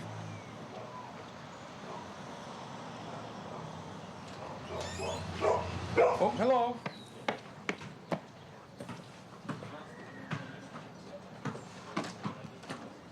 Oh, hi. Nobody locks your doors. Nobody locks your doors in this town. No, you want to lock? Yeah? No. No. Do you like living here? I like it very much. Yeah, and the T-shirt? The T-shirt too. This door was wide open. And you're not afraid? Yeah. Should I be afraid? Well, I don't know. You live here. I don't think I'm afraid. You're not, are you? No. Thank you very much. All right, no problem. I'm sorry about the intrusion. No problem. And thank you for not shooting me. No problem. Okay. No. Bye-bye. Okay. As an American, I gotta say, this all seemed kind of strange until I looked up at the TV in the bar and noticed what they watch for their evening news. They're friends of ours. We'll certainly listen to them courteously and carefully, but you don't just make war just because someone says so. Night after night, the Canadians weren't being pumped full of fear, and their politicians seemed to talk kind of funny. That is making sure they have proper daycare, that they have assistance for their parents when they're elderly and need to be in an old age home, that they have proper health care that ensures that they won't lose their business or their house because they can't afford their medical bills. That's how you build a good society. No one wins unless everyone wins, and you don't win by beating up on people who can't defend themselves. And that's been the approach, unfortunately, that's been spreading with some of the right-wing governments across North America, that they pick on the people that can't defend themselves, and at the same time they're turning around and giving financial support and tax breaks and tax benefits to people that don't need them. Where are the indigent in the city? Where do they live? Indigent? You act like you've never heard the word before. we don't have that problem here, really. It's. So I asked him, well, could you at least take me to a Canadian slum? And, well, this is what a ghetto looks like in Canada. Is this the same sort of mentality that says with Canadians, you think if somebody gets sick, they should actually be able to have health care? Yes. Oh, definitely. Yes. Definitely. Why? Because it's human rights. Everyone's got the right to live. Did you just come out of the emergency room? Yes, I did. And how much did you have to pay for your treatment? I wouldn't know what the bill is. It's covered by our hospital plan. So you're telling me you didn't have to pay anything? No, I don't. I have family that lives in the States. I used to live in Canada and moved over there.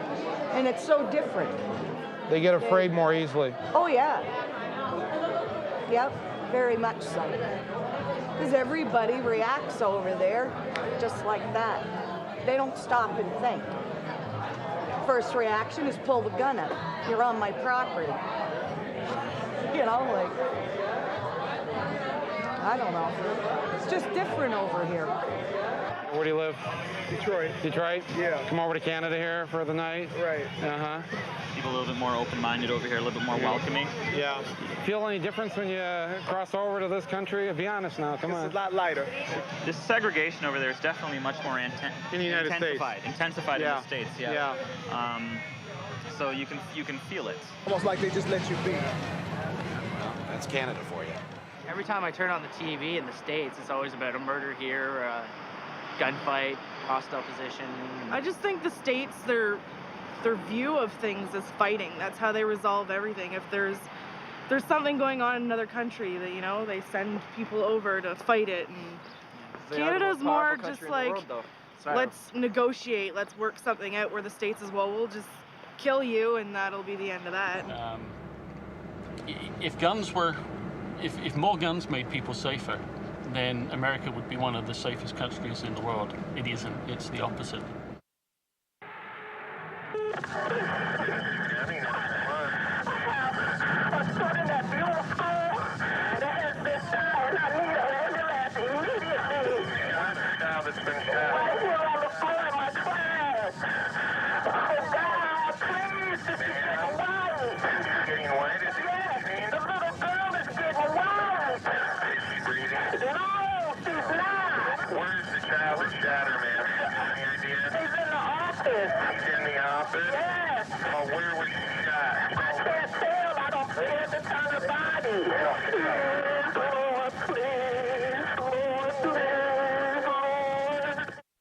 I heard that 911 call, you know, on TV someplace. It was horrible. It was just...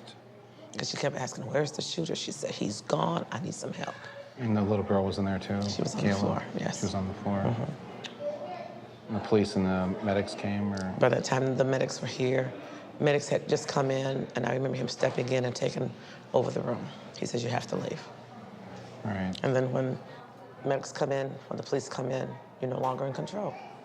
Was she still alive then, or probably not? Her lips had begun to turn blue. Back in my hometown of Flint, Michigan, a 6-year-old first-grade boy at Buell Elementary had found a gun at his uncle's house, where he was staying because his mother was being evicted.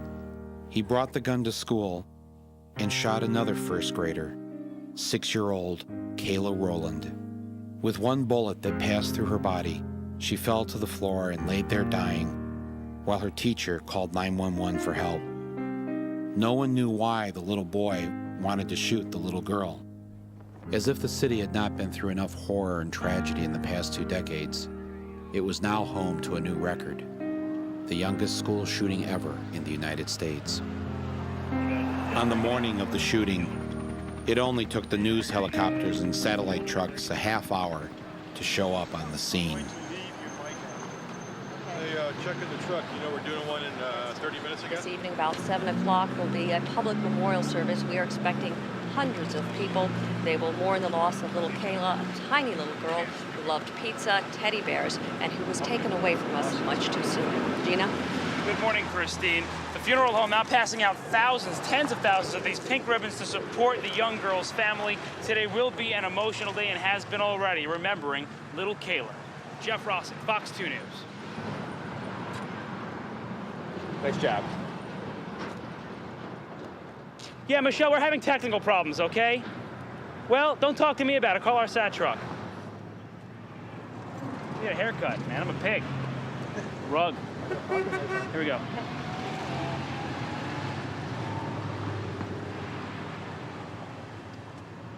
Some too choked up even to speak about it. There's a memorial service scheduled here for 7 o'clock tonight.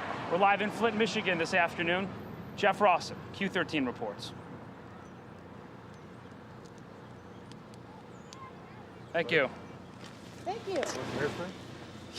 I kind of need it, don't I? Yeah, you do. I got number 10. I have some. I just didn't put it in. I didn't have a chance. I have hurricane proof. Hurricane. This man prayed for Caleb, then let the balloon go. I said we have the color picture, not the black and white card. Plenty of media here that covered Columbine. You know, there are some networks, especially, that go from, unfortunately, tragedy to tragedy. And I feel bad for them, because that's all they see. The tragedies. Yeah, we're just trying to crunch right now for the 5 and the 6. Today we're feeding CNN and Fox, so. The national media had never visited Buell Elementary, or the Beecher School District in which it sat, or this part of Flint ever before. And few, if any, of these reporters bothered to visit it, even when they were here now. If they had ventured just a block away from the school or the funeral home, they might have seen a different kind of tragedy that perhaps would contain some answers as to why this little girl was dead.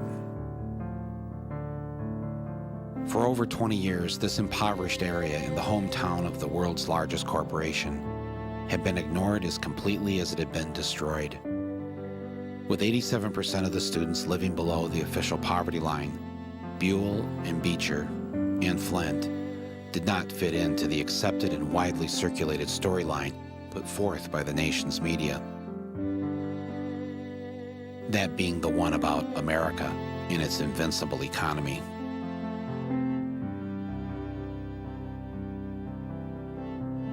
The number one cause of death among young people in this part of Flint was homicide. The football field at Flint Beecher was sponsored by a funeral home. The kids at Beecher have won 13 state track championships, but they've never had a home track meet because around the football field all they have is this dirt ring. Years ago, someone here named the streets in this part of town after all the Ivy League schools, as if they dreamed of better days and something greater for themselves.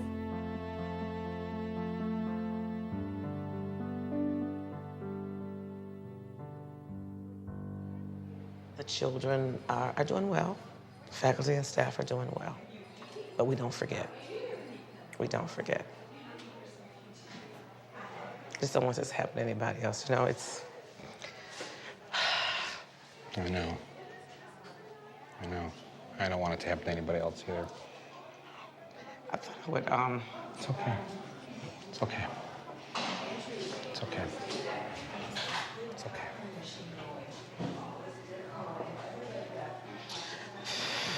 I'm sorry.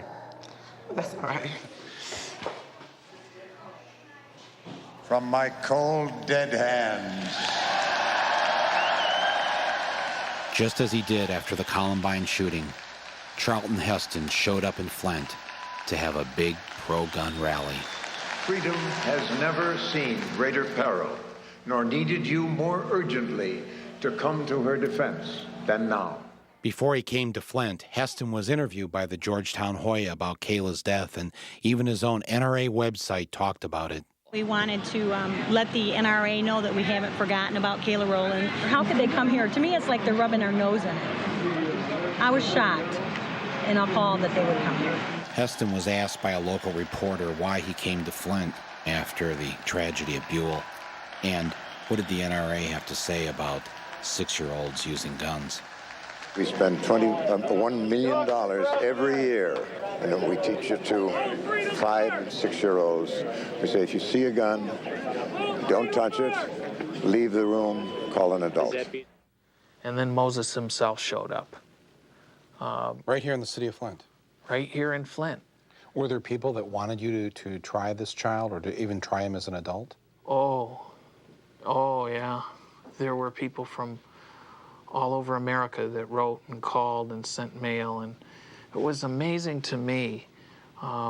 Groups that were affiliated with the NRA, groups that, people what I call gun nuts, writing me and telling me what a horrible thing it was that I had admonished homeowners in our country to be careful about bringing weapons into their home. They wanted this little boy hung from the highest tree. I mean, there was such an undercurrent of racism and hate and anger. It was ugly. That's a picture that the little boy that was involved in the Buell school shooting, once he was brought back here to our office, about 15 minutes after the shooting took place, I gave him some crayons and stuff to kind of occupy him a little bit. And he came over and drew that picture for me, because at the time I had pictures of behind my desk that my children had drew for me, and he wanted to draw me one to hang on my desk. This is what he drew for you. What did he say this was? That's him at his house. That's him at his house, right here. And why did you decide to hang on to it? Because of the gravity of the situation and what had occurred, and he asked me to hang that behind my desk, so I put it in a frame, and that's where it'll stay. Tamarla Owens was the mother of the 6-year-old boy. In order to get food stamps and health care for her children, Tamarla was forced to work as part of the state of Michigan's Welfare to Work program. This program was so successful in tossing poor people off welfare that its founder, Gerald Miller, was soon hired by the #1 firm in the country that states turn to privatize their welfare systems. That firm was Lockheed Martin. With the Cold War over and no enemy left to frighten the public, Lockheed had found the perfect way to diversify and the perfect way to profit from people's fears, with an enemy much closer to home. Poor black mothers like Tamarla Owens. So you've got a one-parent family, and the mother's traveling 60 miles, an hour and a half away to go to work, an hour and a half to come home. How does that help a community? And but that's part of the state, making parents responsible, making them work for their welfare to work. Welfare to work. That's a program that ought to be stopped because it really has no merit. I think it adds more to the problem than it does to solve it. Really? I do. You're the sheriff, and you feel this way. I do. I wish I could put 2 parents in every home and make every parent equally responsible, but you can't do that. But we're not doing anything by taking the one parent and putting them on a bus and sending them out of town to make $5.50 an hour. This is the bus that she was forced to ride every day in order to work off the welfare money the state had given her. She and many others from Flint who were poor would make the 80-mile round-trip journey every day from Flint to Auburn Hills in Oakland County, one of the wealthiest areas in the country. Tamarla would leave early in the morning and return late at night, rarely seeing her young children. What's the point in doing that? Where does the state benefit? Where does Flint and Genesee County benefit from that? We have a child dead. I think that may be in part of the problem. We drove the one parent out. Now, you or anybody else that can tell me that that best serves a community, I shake my head and wonder why. How long have you been riding the bus? I've been working here just about 3 years now. About 3 years? Yeah. I got my brother working here. Half of my neighborhood works out here. Just about everybody I know personally works out here in the mall. In Flint, doing the same thing I'm doing now. They only pay minimum wage in Flint. I come 40 miles to make $3 or $4 more an hour. How much you make an hour here? I make $8.50 now. $8.50? Yeah. Is that enough to pay the bills? No. So did you know Tamarla Owens, the woman whose son shot the little girl? I think she rode this bus. I knew her a little bit, not real good. Nice lady? Yeah, she was okay. She came to work every day, did her job. She worked 2 jobs, so. Worked 2 jobs? She was trying to make ends meet. Going hopping, we're going hopping today, where things are popping. This is Dick Clark's American Bandstand Grill, where Tamarla worked one of her 2 jobs. She worked in this room here as a bartender. fountain person, making drinks, making shakes, desserts.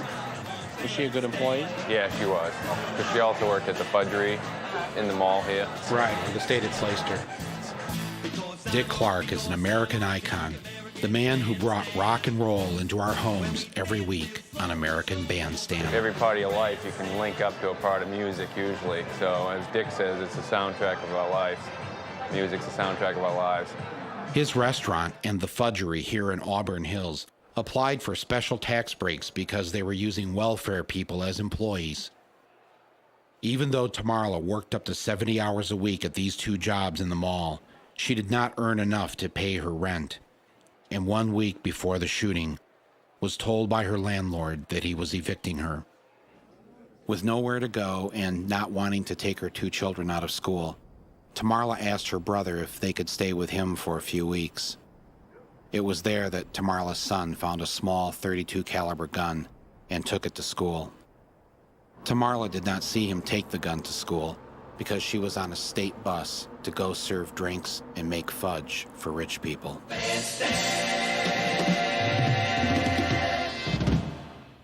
I decided to fly out to California to ask Dick Clark what he thought about a system that forces poor single mothers to work two low-wage jobs to survive. I'm doing a documentary on these school shootings and guns and all that. And in my hometown of Flint, Michigan, which this little 6-year-old shot a 6-year-old. Get in the car, Dave. In class. Watch your arm. Sorry. I'm sorry, we're really late. Anyways, but the mother of the kid who did the shooting works at Dick Clark's All-American Grill in Oakland County. Close the door. And it's a welfare-to-work program. And these people are forced to... Dick, no. Come on, I want you to help me to convince the governor of Michigan it's a welfare-to-work... These women are forced to work. They've got kids at home. Dick! Oh, jeez. In George Bush's America, the poor were not a priority. And after September 11th, 2001, correcting America's social problems took a back seat to fear, panic, and a new set of priorities. One way to express our unity is for Congress to set the military budget, the defense of the United States, as a #1 priority and fully fund my request.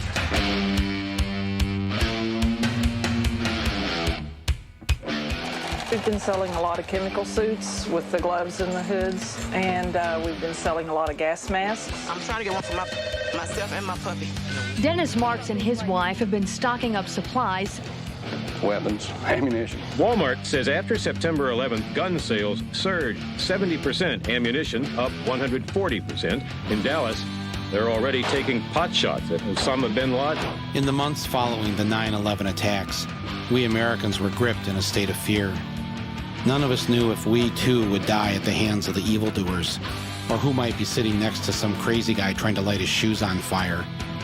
The threat seemed very real. It's probably a little paranoia or anything, but I'm not going to take the chance. That's all. Just try to protect myself and my family. Our growing fears were turned into a handsome profit for many. Mike Blake has seen a 30% increase in sales at ADT over the last month. Most of the people he talks to are still a little uneasy over the September 11th terrorist attacks. How are we afraid of all these things? It's because a lot of people are making a lot of money off of it and a lot of careers off of it. And so there's vested interests, a lot of activity to keep us afraid. And what better way to fight box cutter wielding terrorists than to order a record number of fighter jets from Lockheed? Yes, everyone felt safer, especially with the Army doing garbage detail on Park Avenue. And the greatest benefit of all of a terrorized public is that the corporate and political leaders can get away with just about anything. Now, I never seen a better example of cash and carry government than this Bush administration and Enron. There were a lot of things that I didn't know after the World Trade Center attack, but one thing was clear. Whether it was before or after September 11th, a public that's this out of control with fear should not have a lot of guns or ammo laying around. Well, I was shot with a Tech 9. 9mm? Yeah. Yeah, it was I guess it was supposed to be semi-automatic, but it kind of seemed like fully automatic to me, from what I remember. This is Richard Castaldo, and this is Mark Taylor. Both of these boys were shot the day of the Columbine massacre. Richard is paralyzed for life and in a wheelchair, and Mark is barely standing after numerous operations. The kids at Columbine had to pay a penalty.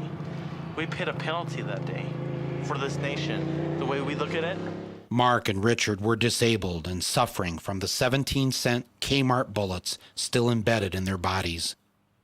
As they showed me the various entry points for the bullets, I thought of one way we could reduce the number of guns and bullets laying around. I asked the boys if they'd like to go to Kmart to return the merchandise. Ready? You go. Me? Yep.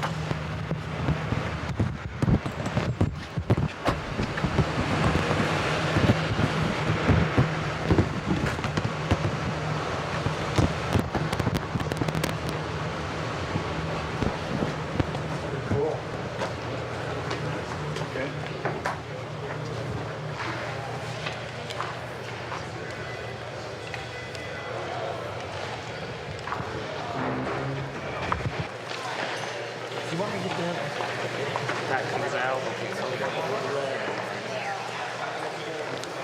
Hi.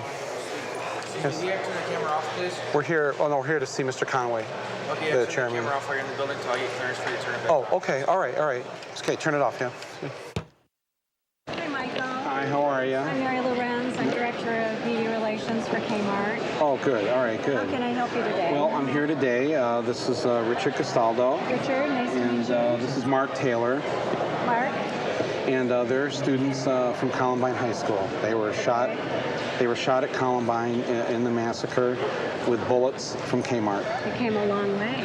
Yes, they. From Colorado. Yeah, I just thinking it, since you stopped selling the handguns and all, and they kind of make sense to stop selling the bullets too. our request is that you get rid of the 9mm bullets and that you don't sell them in a store completely. We do carry, you probably are aware of Kmart, hopefully you're shoppers of our stores, that we do only carry, sporting firearms and the accessories that go with the hunting sport.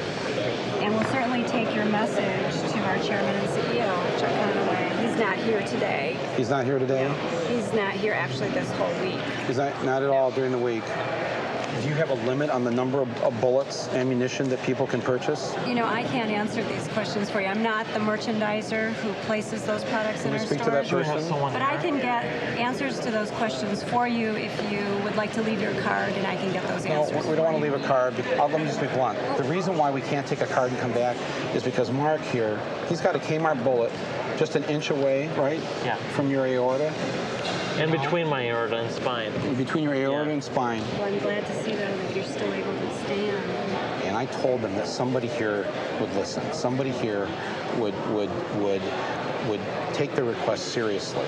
Not just a PR person, but somebody who has some authority and can answer some of the questions that they want answered. Kmart does care about this, but I can't go any further right now. So until I make a call, I'm going to go back to the office and see if there's anyone in merchandise. Mary went back upstairs, and 2 hours later, she brought down this guy whose job it is to buy the bullets for Kmart. Stay out of trouble. Yes. We're not the ones in trouble, guys. Mark thought he'd show him his bullet wounds. Those are his bullet holes from your bullets.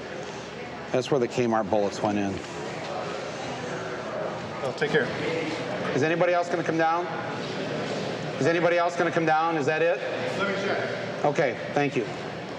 We waited around a couple more hours, but no one else came down.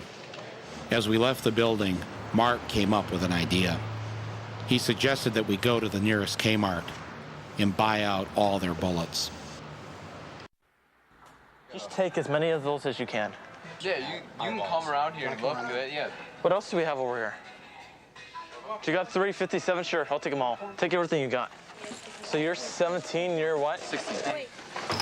Oh, shit. Oh, my God, Craig. Mark pretty much cleaned them out of their ammunition. And the next day, we decided to go back to Kmart headquarters with all the bullets. This time, we brought the press. Our local first coverage of southeastern Michigan continues now with all news stories. Coming up here in our 6 o'clock report, a warning to everyone this summer to watch out for snakes. You'll hear from a mom who was bitten by a rattlesnake. And also news, students who survived the Columbine massacre are in town. They are very angry with Kmart. We're here to see Chuck Conaway, the chairman of Kmart. How you doing, sir? How you doing? It's always a pleasure to see you. Okay. They would like to see Mr. Conway. Here's the 9mm. These are the bullets that are in both Richard and in Mark's body right now. You want to put them back? I don't want to touch those. Yep, I would do. Sorry. Move your group outside. I'll have somebody here in 5 minutes. Do me a favor. Don't block the door. Just off to the side if you would. So we'll go outside and somebody will come out. My name's Lori McTavish. I'm the Vice President of Communications for Kmart. I'm happy to deliver a statement on behalf of the company. What happened in Columbine, Colorado was truly tragic and touched every American. We're sorry for the disadvantage to this young man. Kmart is phasing out the sale of handgun ammunition. The business plan calls for this to be complete in the continental U.S. within the next 90 days. Kmart representatives met with Mr. Moore and the students from Columbine, Colorado yesterday and listened to their concerns about the product carried in Kmart stores. The company committed at the end of that meeting that Kmart would have an answer for them within a week's time. Well, the first thing we want to do is thank you for committing to no longer selling handgun ammunition in your stores. And within 90 days... The process will be phased out within 90 days. Within 90, and after 90 days, there will be no more selling of ammunition that can go into handguns or assault weapons. Firearm ammunition we will not sell it after 90 days in our stores. Well, we greatly appreciate that. Thank you. Thank you very much. Thank you. Do we have a copy of the Thank you. Wow, that blows my mind. That's more than what we asked for. This is remarkable. Yeah. This is remarkable. Yeah. Well, like I told you. I didn't get it. Did you think? I'm like, we were ready. We're just getting ready to. We're going to the airport. Going to the airport. The kids from Columbine had scored an overwhelming victory against Kmart, and it inspired me to do something that I knew I had to do. All I needed was a star map.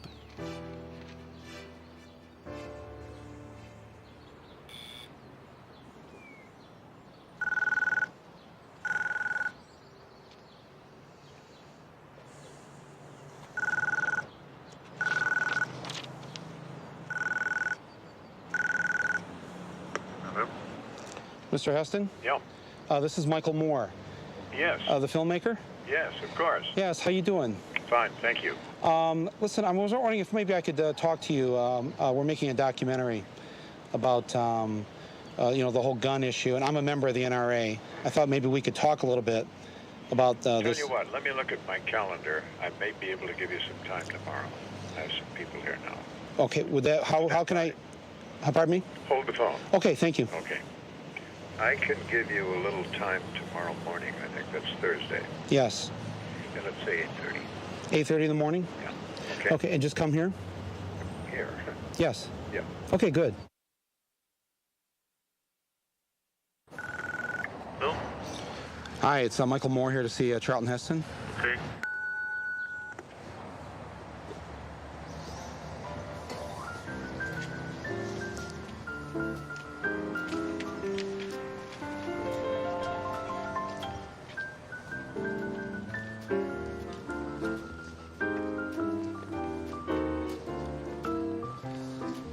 Hi. Good morning.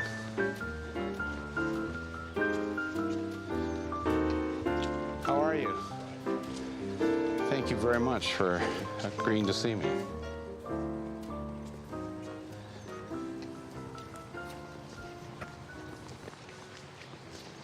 He took me out to his pool and tennis house so we could have a chat.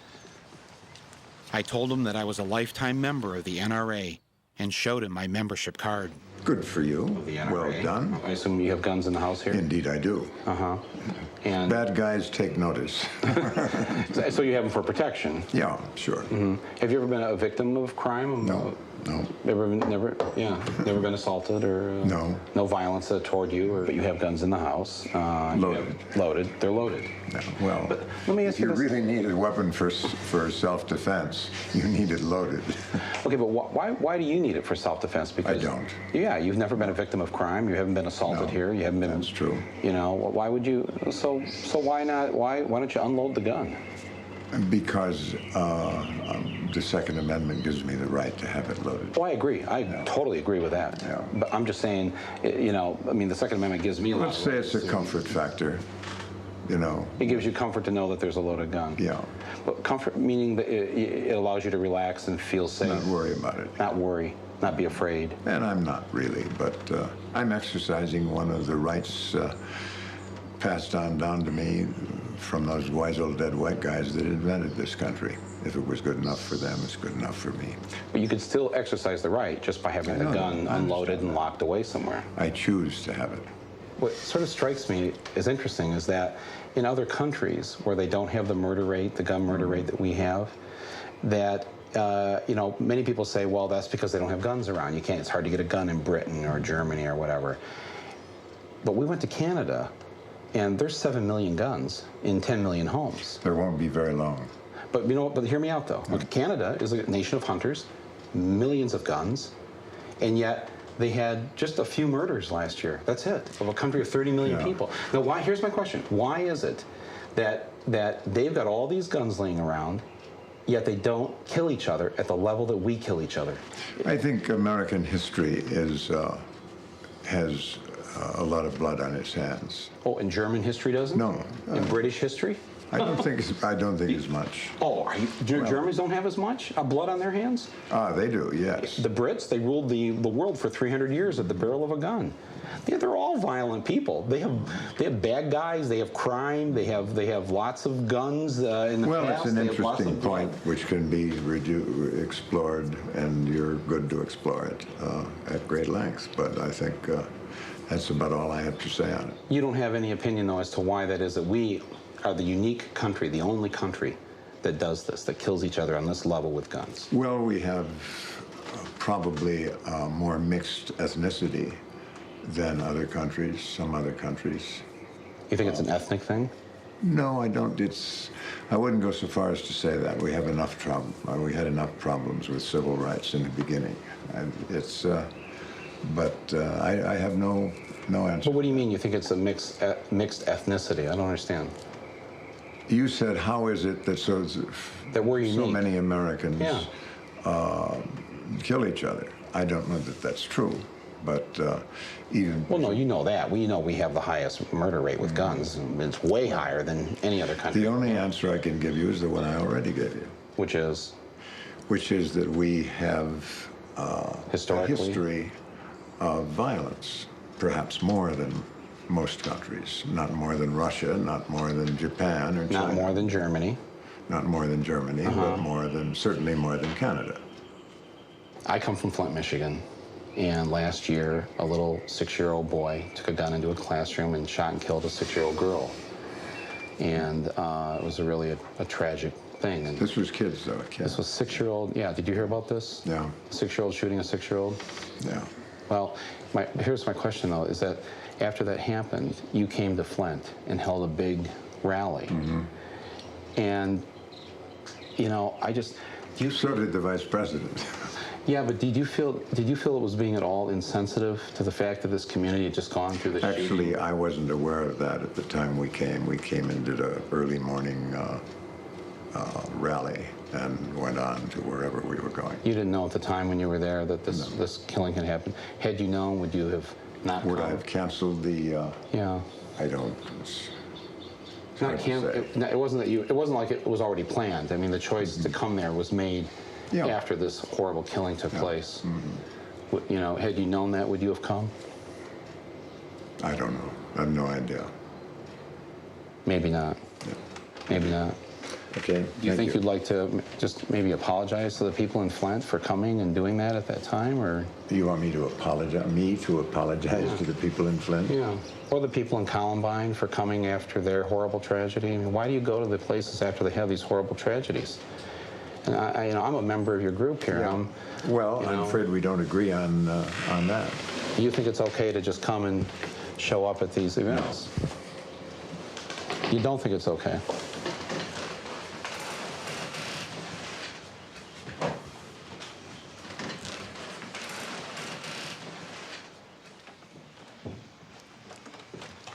Mr. Heston, just one more thing.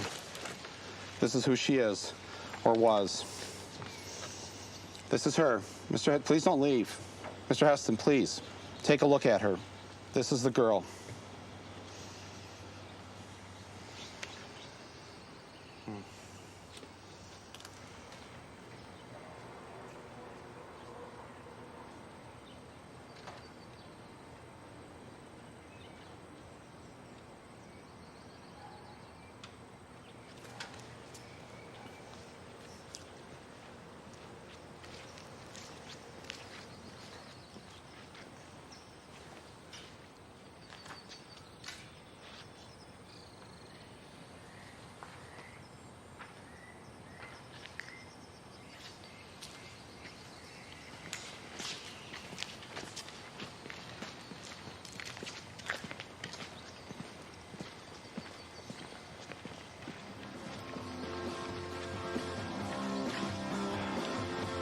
I left the Heston estate atop Beverly Hills and walked back into the real world.